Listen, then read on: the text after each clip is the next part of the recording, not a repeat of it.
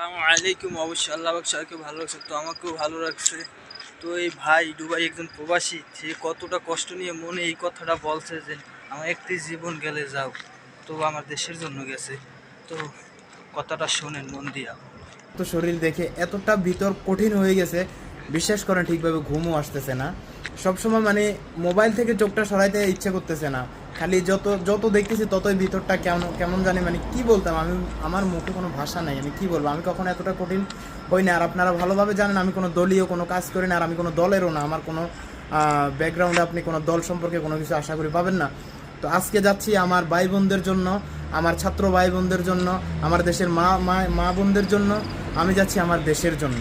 এই আন্দোলন করতে গিয়ে হয়তো আমার কোনো সমস্যার সম্মুখীন হতে পারে।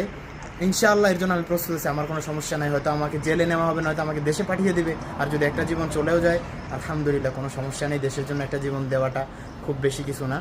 তো ইনশাআল্লাহ কোনো ধরনের সমস্যা আমি আশা করি না হবে, কারণ আমরা শান্তিপূর্ণভাবে আন্দোলন করার জন্য যাচ্ছি।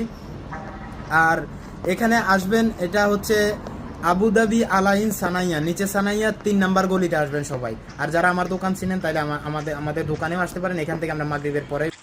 তো আমি একজন প্রবাসী ভাই, তো ভিডিওটা দেখে অনেক কষ্ট লাগছে। তাদের পরিবারের জন্য দোয়া করবেন, আর তারা যদি অবশ্যই ধরা খেয়ে থাকে তো অবশ্যই যেন তারা ছাড়া পায়। তো মানুষ বলতেই ভুল আছে, ভুল সুযোগ তো করা যায়। তো ভালো থাকবেন, সুস্থ থাকবেন, অবশ্যই সবাই দোয়া করবেন সবাই।